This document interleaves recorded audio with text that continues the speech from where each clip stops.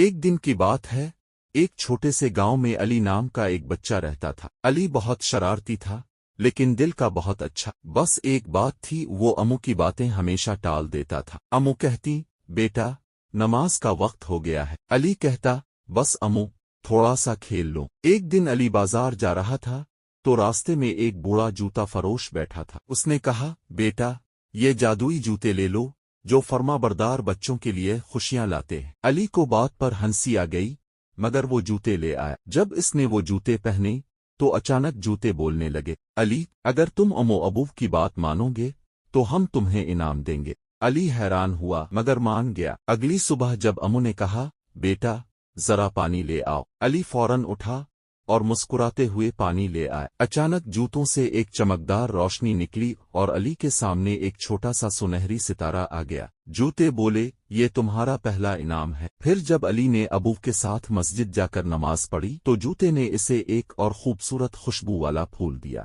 رفتہ رفتہ علی کے دل میں امو ابو کے لیے پیار اور عزت بڑھتی گئی، اور جب اس نے ہر کام خوشی سے کیا تو جوتوں کی آواز آنا بند ہو گئی۔ اب وہ خود بولے بغیر ہی سمجھ گیا تھا کہ اصل جادو ماں باپ کی فرمانبرداری میں ہے۔ سبق: جو اپنے ماں باپ کی بات مانتا ہے، اللہ اس کے دل میں نور، گھر میں برکت اور زندگی میں خوشیاں بھرتا ہے۔